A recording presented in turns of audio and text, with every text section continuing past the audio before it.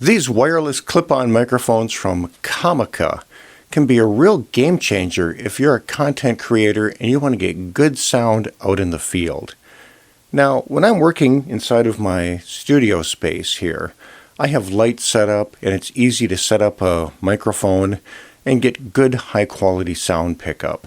But if I'm out roaming around, well, this sort of setup obviously isn't going to work out. And with this kind of setup, I'm not mobile. I have to stay right here close to the microphone. So what a lot of people will do is they will put a shotgun microphone on top of their camera. And that can be a workable solution as long as you're not too far away from the camera. I'm about 5 or 6 feet back from the camera right now, so we'll switch over to the shotgun microphone and you can hear what kind of sound quality you'll get from that sort of setup. The key to getting high quality sound is usually to put a microphone right close to the sound source. And that's easy to do with this Comica wireless mic kit. The wireless mics are these small little clip-on units. They got a clip on the back side, and so you can just clip that onto yourself and easily get good sound pickup without any wires, without any restrictions, and you can roam all over the place and get quality sound. There's a corresponding small receiver that goes back where your camera is to provide the audio signal that's coming from these mics. And so we'll switch over right now to the microphone that I just clipped on, and you can take a listen to that. Okay, so here's the wireless microphone and its transmitter unit. I clipped it onto the mic stand here so we can do an unfair comparison. I'm going to switch from this expensive condenser microphone that I've been using so far over to the wireless microphone. Now, does this inexpensive wireless microphone system sound as good as this expensive condenser mic that I've been using in the studio? No, I don't think so. But I do think they sound pretty decent, and I think that they sound miles better than the results that you'd get with a shotgun mic in most situations. So I think that this is a viable solution for having a decent sounding microphone that you can use on the go and have complete mobility. Now, this is going to give you the best results talking into the microphone like I am right now, directly into it, as with any microphone. So I'm going to take this clip mic off, put it on me, and you can hear the results that you'd get with it in a typical situation attached to a person.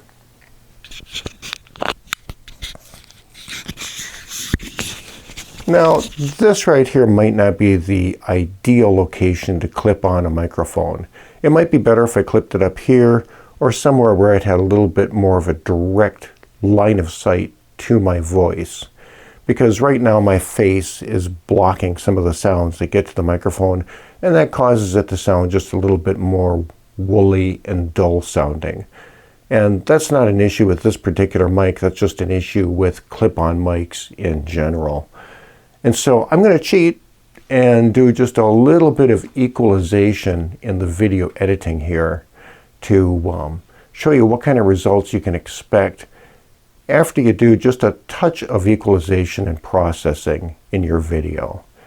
So here we are with the clip-on microphone. I think this is a great solution for creators who need to have some mobility out there, and I think it's a much better choice than a shotgun mic in the vast majority of the situations. So hopefully that gives you an impression as to the performance you can expect from these wireless mics. Let's cut now to a little closer view, and I'll show you what comes in the kit, how to operate these units, and then we'll talk a little bit about some of my concerns and reservations about using a microphone system like this. The kit includes this nice zippered carrying pouch which protects everything while in storage. If we open up the pouch, you'll see the unit, which is a charging case for the receiver and the transmitter units.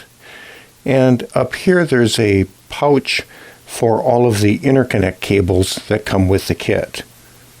Here are the cables and accessories that are included with the microphones.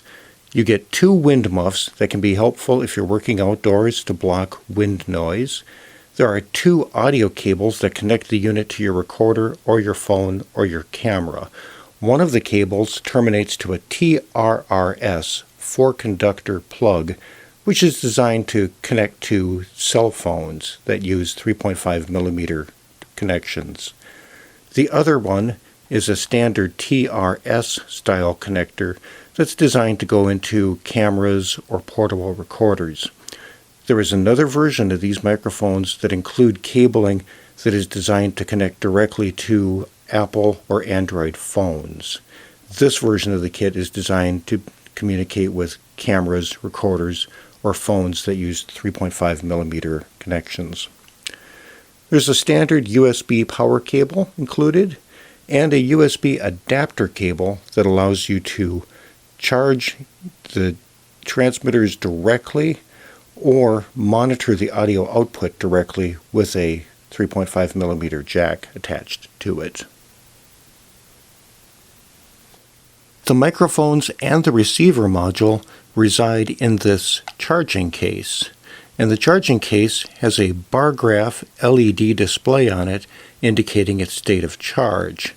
You can charge this case with the USB connection that's on the bottom of the case. When you open the case, the power indicators display the amount of remaining battery charge in the charging case.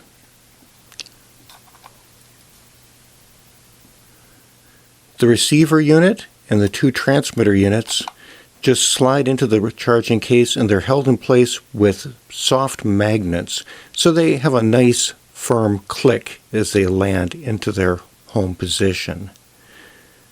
When you remove one of the units from the charging case, it automatically turns on.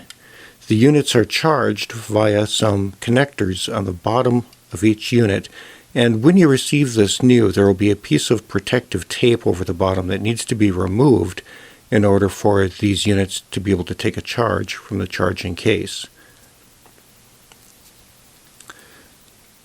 So we just simply remove the units from the case, and they automatically will turn on as soon as that is done.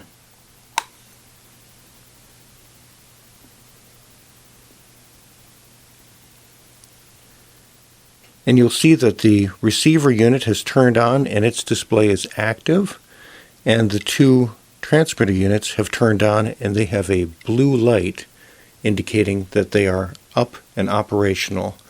And on the display of the receiver, you can see that both units are connected and ready to go.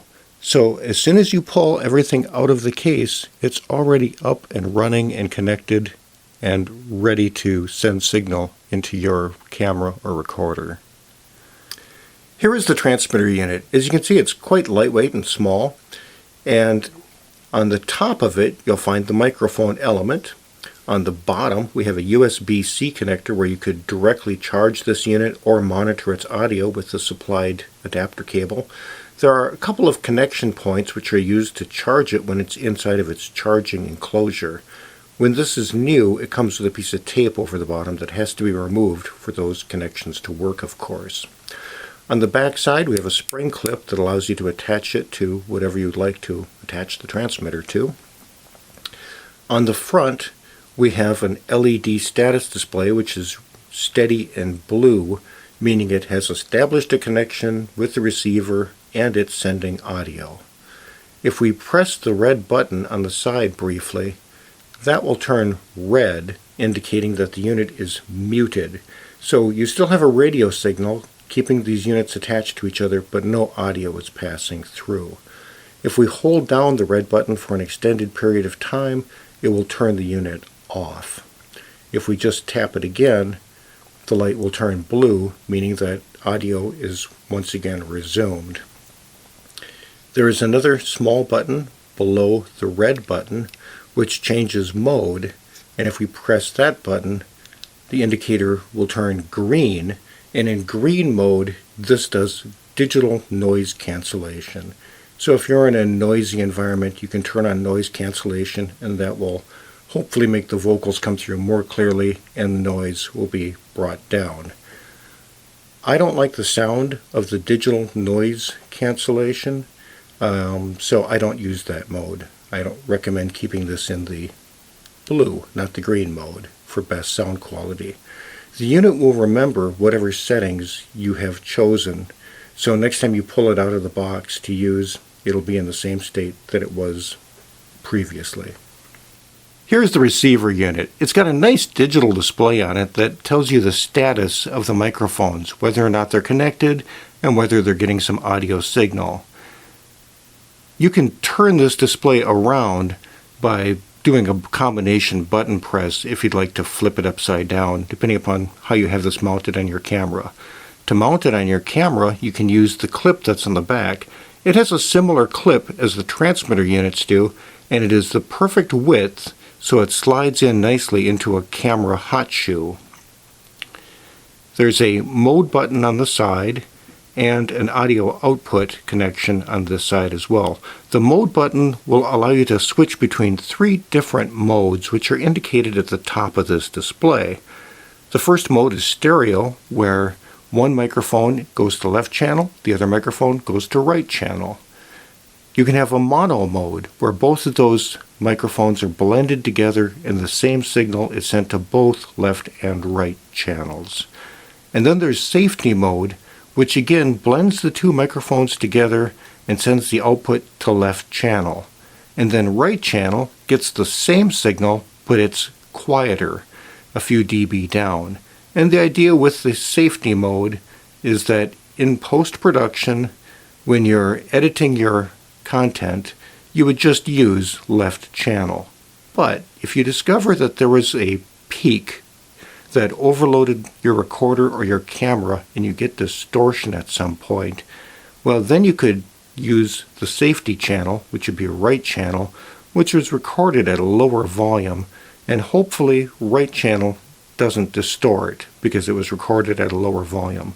So safety mode gives you a safety track that's recorded at a lower volume, just in case you encounter some excessively loud noise during your recording. On the display for the 2 microphones, you'll see that there is a gain setting between 1 and 4 on each one of them, and that is adjustable by the buttons on the side. Now, that doesn't affect the gain of the microphone coming into the receiver, but it affects the amount of drive from the receiver into your camera or recorder. And so you can adjust those gains between level 1, which is the quietest, and 4, which is the loudest, so that you get a reasonable output level for driving your recorder or your camera.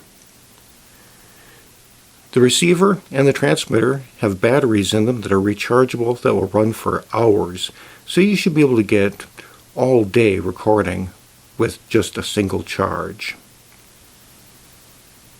And again, just like the transmitter units, on the bottom of this unit you have connections so it will charge itself once it's put back into its charging case.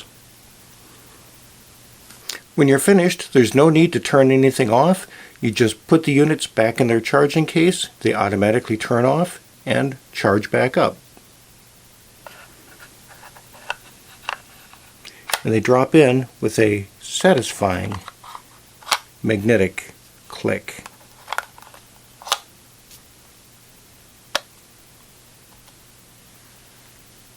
So as you can see, I'm a big fan of these Comica wireless mics. I think they sound great, I think they're really good value, and I think they'd be a great tool for a lot of content creators. What's not to love? Well, maybe a few minor things. One is that this is a little lightweight plastic item. It doesn't feel like it's built like a rugged industrial piece of gear. Not the kind of gear I'd hand to the television news crew to go bang around with on the daily. Having said that, I did drop it on the concrete floor and it bounced a few times, and I picked it up without a scratch and it seems to work just fine. So, not too bad. Although I wouldn't recommend dropping any microphone on the floor. Not even this one. So, like with any mic, treat it with care and it should give you good service. I would be a little bit careful of the plastic clamp and back, It seems like it's well built, but it is plastic, so have some common sense, and I think you'll get good service out of these. Another thing I don't love is the noise reduction feature. I don't think it sounds good. And I also don't think it's a good idea to apply that kind of processing to your audio at the time of recording, because if you bake those things in, you can't really unbake them later. Whereas if you just use clean audio on your recording and then do the processing after the fact, well, there's always the undo feature. So I would use these in the mode where the LED on the front is blue, not green.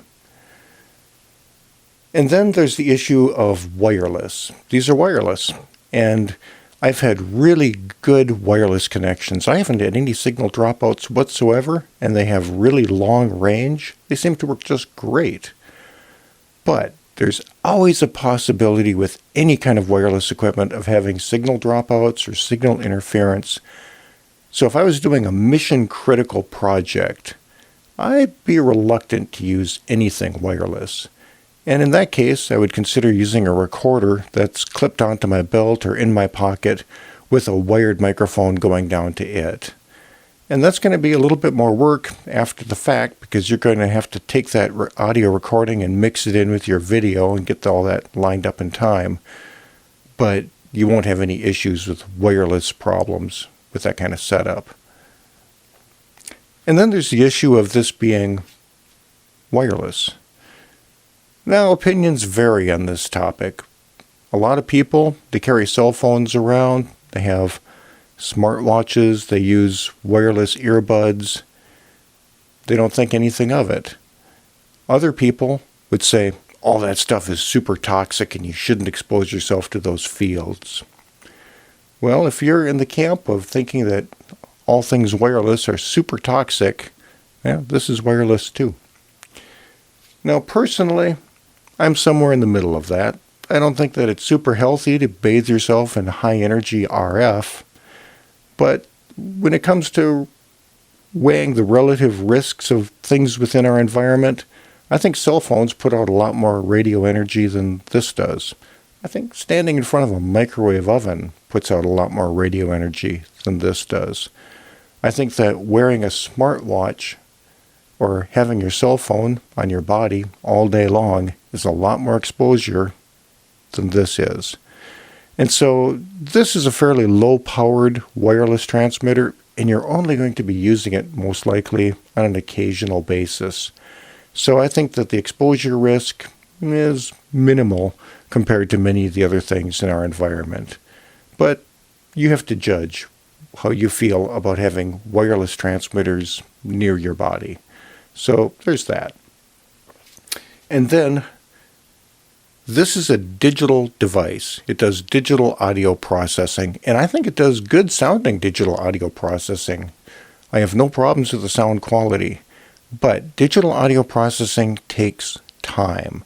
And so that means that from the time the audio signal goes into this microphone until it comes out at your recorder or your camera, there's a little delay. Just a little tiny delay. The delay is in the area of about 20 milliseconds, and that equates to about 1 frame of video. So does that mean that your audio and your video is going to get out of sync by using a wireless transmitter like this?